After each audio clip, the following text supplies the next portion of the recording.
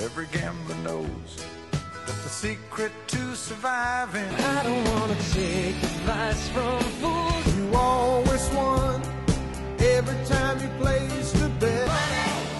That's what I want. I'm Joe Duffy, CEO of OffshoreInsiders.com.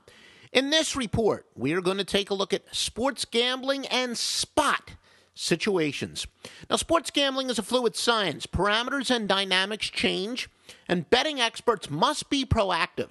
Time-tested systems, theories, and angles do become obsolete. Others withstand the test of time. Now, my longevity, certainly long before Offshore Insiders came into being, I was a handicapper going back to the score phone days, and that can be attributed to being in front of the changes. If there's one philosophy I regret not having weighed more heavily years ago, it's certainly appraising the value of spots and situations, such as letdown, look ahead, or sandwich games. I rightfully valued, though arguably over-cherished, fading teams off of heartbreaking losses as an example. Lamentably, I did not exploit teams that were, quote-unquote, fat and happy, as one pro gambler likes to say, after a big win, only to follow it with a dud, especially if it's against an inferior foe and or a non-rival.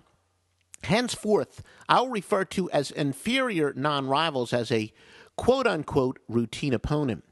Now, specific situations that I will assess and seek out, just as some examples, in the NBA, but also to a lesser extent Major League Baseball, teams returning home off of a long and successful road trip when hosting a routine opponent their first game back.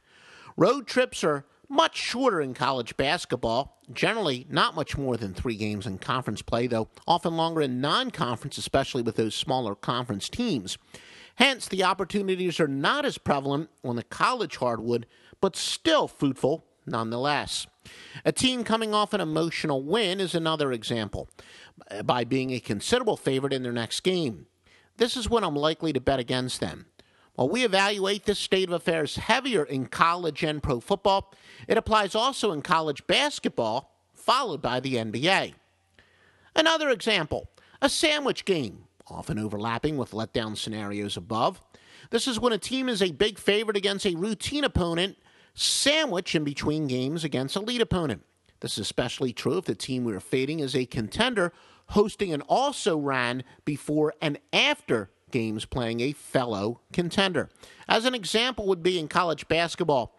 If ACC contender Florida State is hosting last-place Boston College in between games against conference favorites Duke and North Carolina, we would strongly weigh betting against FSU as a big favorite. Also, anytime we come across a situation often brought to our attention by reading online newspapers in which a team can clearly be challenged to get up for a game. Quote Bobby Knight has uttered often as a color commentator, "Brent, I've always said that human nature can often be your biggest enemy."